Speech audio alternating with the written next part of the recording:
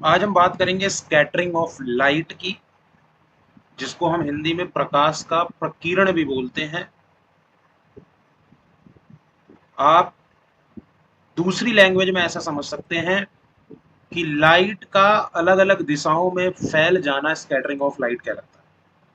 Definition क्या है? Definition है कि द फेनोमेना, फेनोमेना का मतलब होता है एक ऐसी परिघटना जिसमें लाइट रेज अपने डायरेक्शन को चेंज कर देती है जब वो टकराती है किससे?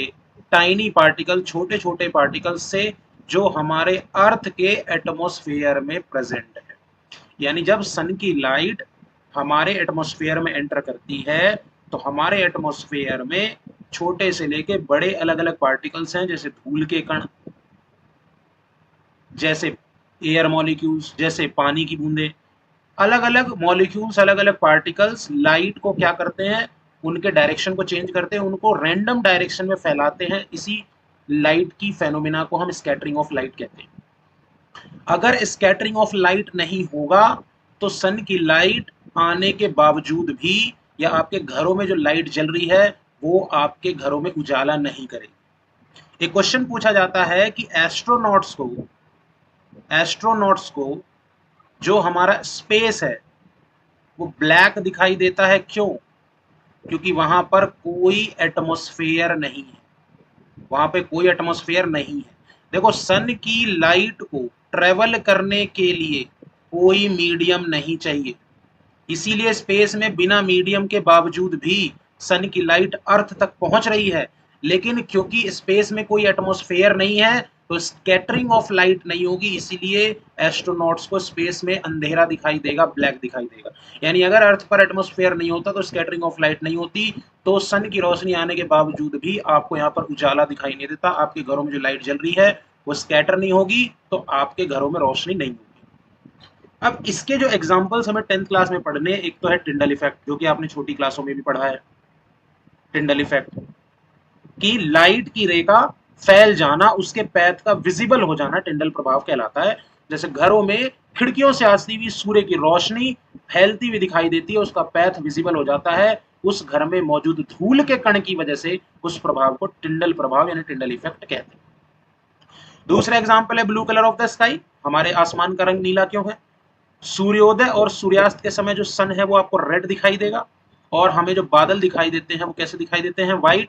इन सारे उदाहरणों का इकलौता जो जवाब छुपा हुआ है वो स्कैटरिंग ऑफ लाइट के कॉन्सेप्ट में छुपा हुआ है। अब देखो, स्कैटरिंग ऑफ लाइट का कारण क्या है? स्कैटरिंग ऑफ लाइट का कारण है कि जब लाइट की रे माइन्यूट पार्टिकल से टकराती है, माइन्यूट पार्टिकल जैसे मैंने अभी बताया, एयर मॉलिक्यूल्स, डस्ट या वाटर ड्रॉपलेट्स, जो हमारे अर्थ के एटमॉस्फेयर में प्रेजेंट है, तो ये अपनी ओरिजिनल पैथ से डेविएट हो जाती है, यानी कि भटक जाती है और रैंडम डायरेक्शन में फैल जाती है। स्प्रेड का मतलब फैल जाना, जिसकी वजह से लाइट की जो परिघटना होती है उसको हम कहते हैं स्कैटरिंग ऑफ लाइट। क्या कहते हैं? Scattering of light. आइए एक उदाहरण से इसको और अच्छे से समझिए। ये जो आपके सामने इमेज है ना, इस इमेज का आंसर है, जो क्वेश्चन आएगा वो ये आएगा कि मॉर्निंग में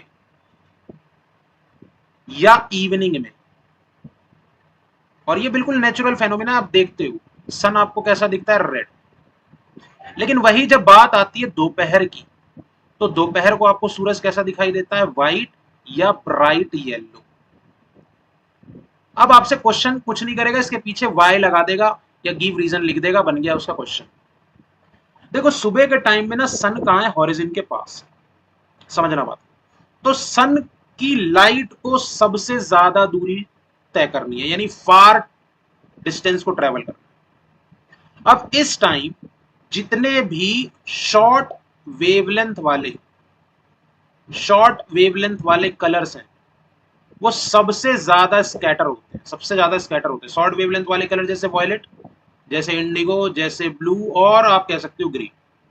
लेकिन ये स्कैटर तो होते हैं ज्यादा, बट हमारी लाइन ऑफ साइट तक नहीं पहुंच पाते, हमारी लाइन ऑफ साइट तक नहीं पहुंच पाते। अब हमारी लाइन ऑफ साइट तक जब शॉर्ट वेवलेंथ के कलर नहीं पहुंचेंगे तो पहुंचेगा कौन?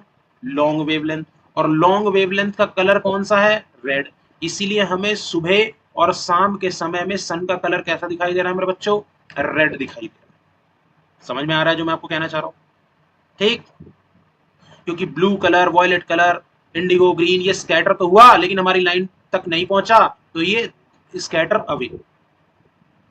तो सन अपीयर्स रेडिश। दोपहर के समय जब वो बिल्कुल हमारे चांद के ऊपर है, हमारे माथे के ऊपर, तो उस टाइम उसको सबसे कम दूरी तय करनी। समझ में आ रहा है? उसको शॉर्ट डिस्टेंस कवर करना है सन की लाइट को।